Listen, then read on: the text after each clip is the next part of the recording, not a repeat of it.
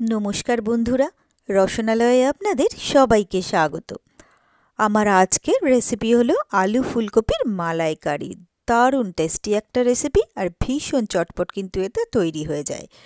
এটা pulao, steam rice, লুচি বা পরোটা যে কোনো কিছুর সাথেই কিন্তু আমরা সার্ভ করতে পারি। তো এই আলু ফুলকপির মালাইকারি বানানোর জন্য প্রথমেই আমি কেটে নিয়েছি আলুগুলোকে আমি এরকম একটু বড় বড় করে ডুমো ডুমো করে কেটে নিয়েছি।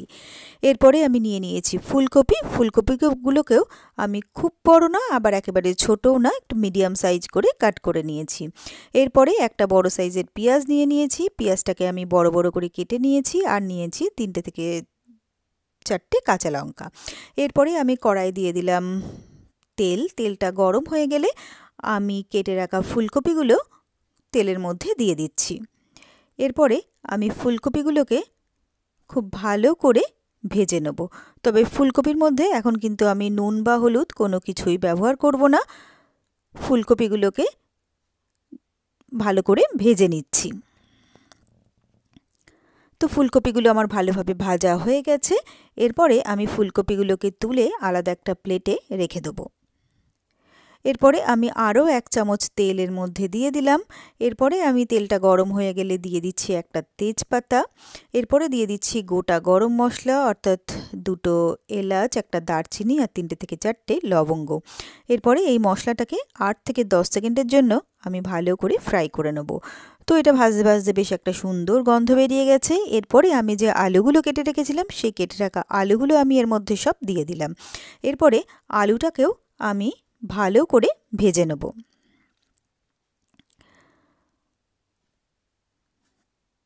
তো যদি নুন বা হলুদ কিছু না দিয়ে শুধু আলু বা সবজি ভাজা যায় তাহলে কিন্তু খুব তাড়াতাড়ি সবজিগুলো ভাজা হয়ে যায়। তো আলুটা আমার ভাজা হয়ে গেছে। এরপরে যে পেঁয়াজ আর কাঁচা লঙ্কাটা আমি কেটে রেখেছিলাম সেই পেঁয়াজ আর কাঁচা লঙ্কাটাকে আমি পেস্ট করে নিয়েছি, সেইটাই আমি এর মধ্যে দিয়ে দিলাম। এরপরে আলুর সাথে পেঁয়াজ আর কাঁচা লঙ্কার পেস্টটা ভালো করে মিশিয়ে নিয়ে পেঁয়াজটাকে আমি ভালো করে ভেজে নিচ্ছি।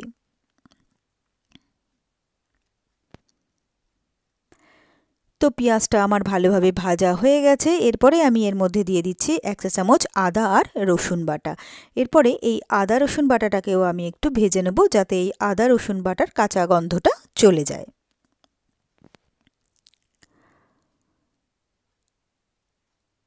তো এটাও আমার ভালোভাবে ভাজা হয়ে গেছে। এরপরে আমি এর মধ্যে দিয়ে দিচ্ছি স্বাদমতো নুন, দিয়ে দিচ্ছি কম 1/2 চা চামচ হলুদ গুঁড়ো। এরপরে দিয়ে দেবো আমি 1 চা চামচ জিরের গুঁড়ো আর দিয়ে দেবো 1 চা চামচ কাশ্মীরি লাল লঙ্কার গুঁড়ো, কালারটা ভালো হওয়ার জন্য।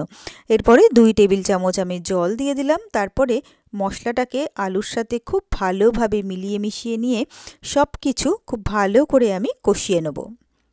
তো মাঝখানে আরও 1বার কি 2বার জল দিয়ে মশলাটাকে আমি ভালোভাবে কষিয়ে নিচ্ছি। তো মশলাটা আমার ভালোভাবে কষানো হয়ে গেছে। এরপরে আমি এর মধ্যে দিয়ে দিচ্ছি ভেজে রাখা ফুলকপিগুলো। তো ভেজে রাখা ফুলকপিগুলো আমি আলু আর মশলার সাথে ভালো করে প্রথমে মিশিয়ে নিচ্ছি। এরপরে আমি এর মধ্যে দিয়ে দেবো নারকেলের দুধ। আমি এখানে কেনা নারকেলের দুধ দিচ্ছি। বাড়িতে তৈরি করেও কিন্তু নারকেলের দুধ ব্যবহার করা যেতে পারে। নারকেল কুড়িয়ে নিয়ে সেটা গরম জলে 0.5 ঘন্টা 45 মিনিট ভিজিয়ে রেখে তারপরে ভালো করে চেপে ছেঁকে নিলেই কিন্তু সুন্দরভাবে নারকেলের দুধ বেরিয়ে যাবে।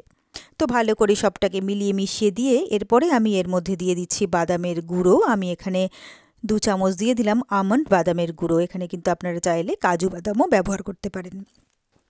এরপরে এই সবটাকে আমি ভালো করে মিলিয়ে মিশিয়ে দিচ্ছি। তারপরে এটাকে আমি একটুক্ষণ ঢাকা দিয়ে দেবো। তো কয়েক মিনিট পরে আমি ঢাকনাটা খুলে নিচ্ছি। আমি নেড়েচেড়ে দেখে নেব যে আলু আর ফুলকপিগুলো সেদ্ধ হয়েছে কিনা। তো আলু ফুলকপিগুলো যেহেতু আমার ভালোভাবে ভাজা ছিল এগুলো কিন্তু খুব তাড়াতাড়ি সেদ্ধ হয়ে গেছে। এরপরে আমি এর মধ্যে দিয়ে দিচ্ছি 1/2 চা চামচ শাহি গরম মশলার গুঁড়ো। আর এই শাহি গরম মশলার গুঁড়ো কিন্তু আমার চ্যানেলে অলরেডি আপলোডেড আছে, আপনারা কিন্তু এর রেসিপিও চাইলে চেক করে নিতে পারেন। এরপরে সবটাকে ভালো করে মিলিয়ে মিশিয়ে দিলাম। তারপরে এটাকে কিছুক্ষণ আমি ফুটতে দেবো, 1.5 থেকে 2 মিনিট আমি ফুটিয়ে নেব। আর তাহলেই কিন্তু আলু ফুলকপির মালাইকারি একদম রেডি হয়ে যাবে। এরপরে আমি গ্যাসটাকে অফ করে দিলাম। এরপরে আমি একটা সার্ভিং বোল নিয়ে নিয়েছি, গরম গরম আলু ফুলকপির মালাইকারি আমি সার্ভিং বোলে তুলে নিচ্ছি, আর ভীষণ সুন্দর কিন্তু একটা অ্যারোমাও এর থেকে আসছে। তো এরপরে এটাকে আমি সুন্দর করে সার্ভ করে দিলাম। তো ব্যাস তৈরি হয়ে গেল আমার খুব সহজে আর খুবই চটপট দারুণ টেস্টি আলু ফুলকপির মালাইকারি। আর আমার এই রেসিপিটা যদি আপনাদের ভালো লেগে থাকে তাহলে আপনারাও বাড়িতে ঠিক এইভাবে একবার ট্রাই করে দেখবেন। আশা করি আপনাদেরও ভীষণ ভীষণ ভালো লাগবে।